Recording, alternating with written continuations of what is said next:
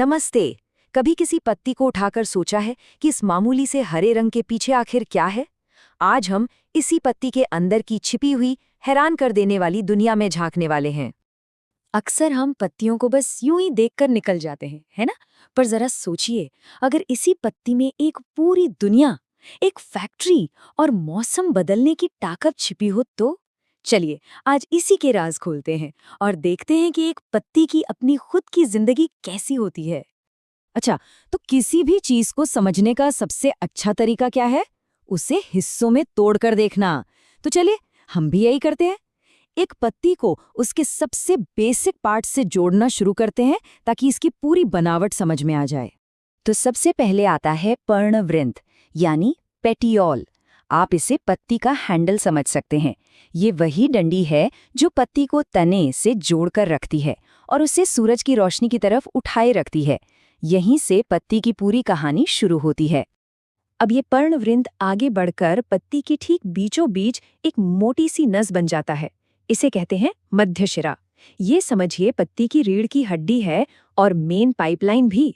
यही पूरे स्ट्रक्चर को सपोर्ट देती है और पानी न्यूट्रिएंट्स को आगे सप्लाई करती है। ठीक है, तो मेन पाइपलाइन तो बन गई। अब इस मेन लाइन से छोटी छोटी नलियों का एक पूरा नेटवर्क निकलता है। ये हैं शिराएं या वेन्स। ये बिल्कुल हमारे शरीर की नसों जैसा काम करती हैं, पानी और खाने को पत्ती के हर कोने तक पहुंचाने का काम।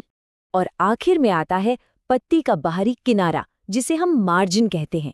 ये किनारा एकदम स्मूथ भी हो सकता है या फिर आरी की तरह दांतेदार भी। पता है, ये पत्ती की पहचान का एक बहुत बड़ा सुराग है, बिल्कुल किसी के सिग्नेचर की तरह। चलो, तो पत्ती का बाहरी ढांचा तो हमने समझ लिया।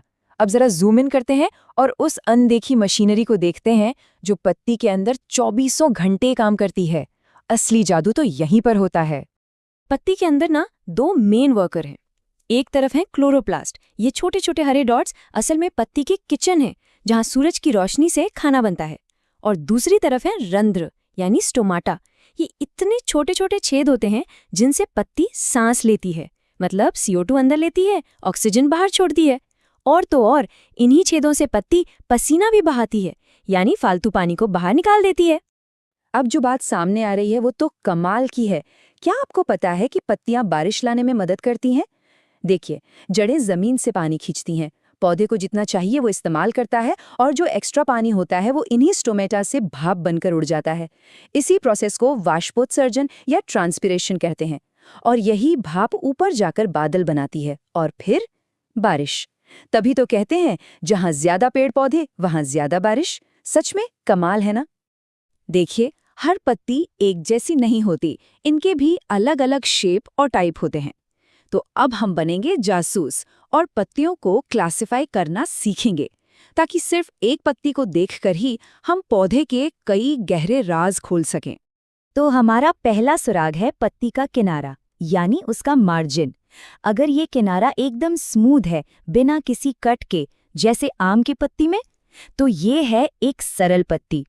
और अगर किनारा कटा फटा है या छोटे छोटे हिस्सों में बटा हुआ है, जैसे गुलाब या नीम की पत्ती में होता है, तो उसे कहेंगे संयुक्त पत्ती।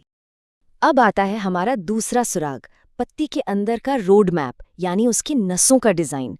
अगर नसें सीधी पैरेलल लाइनों में हैं, जैसे मक्के या गेहूं की लंबी पत्ती में देखा होगा, तो ये है समानांतर शिरा विन्यास।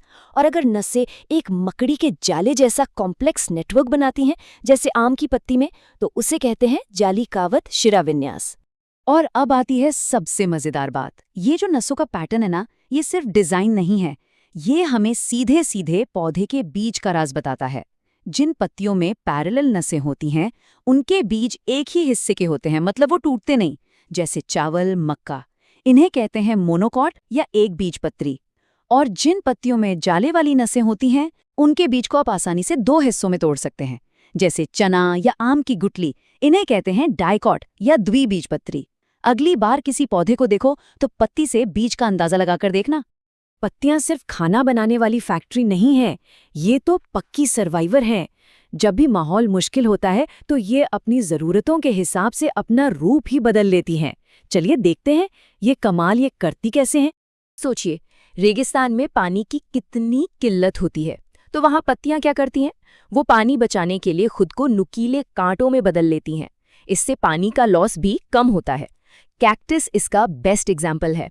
ये पानी बचाने और जानवरों से खुद को बचाने दोनों का एक जबरदस्त तरीका है। अब ये सुनिए, कुछ जगहों की मिट्टी में नाइट्रोजन की कमी होती है, जो पौधों के लिए बहुत जरूरी है। तो इस कमी को पूरा करने के लिए कुछ पौधों की पत्तियां मांसाहारी बन जाती हैं। वो कीड़े मकोड़ों को फंसाने वाले जाल में बदल जाती हैं, जैसे पिचर प्लांट। वो कीड़ों को पकड़कर उनके शरीर से अपना जरूरी नाइट्रोजन निकाल लेती हैं। अब जिन पौधों के तने जरा कमजोर होते हैं, उन्हें ऊपर चढ़ने के लिए सहारे की जरूरत पड़ती है। तो ऐसे में पत्तियां पतली पतली स्प्रिंग जैसी प्रतान या टेंड्रिल्स बन जाती हैं। ये किसी भी चीज के चारों तरफ लिपट जाती हैं और पौधे को ऊपर चढ़ने में मदद करती हैं। मटर के पौधे में ये बहुत आसानी से दिख जाता है।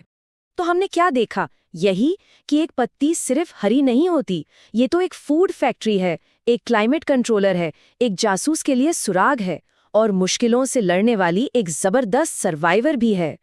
मतलब एक अकेली पत्ती में जिंदगी की बनावट, उसके काम करने का तरीका और बदलते माहौल में ढल जाने की पूरी कहानी छिपी है। ये सच में नेचर की इंजीनियरिंग का एक छोटा सा पर बेहतरीन नमूना है। तो अब अगली बार जब कोई पत्ती हाथ में आए तो उसे बस एक पल के लिए रुककर जरूर देखना, उसके किनारों को, उसकी नसों को, और सोचना वो पत्ती आपको अपनी बनावट, अपने काम और अपनी सर्वाइवल की कौन सी कहानी सुनाएगी।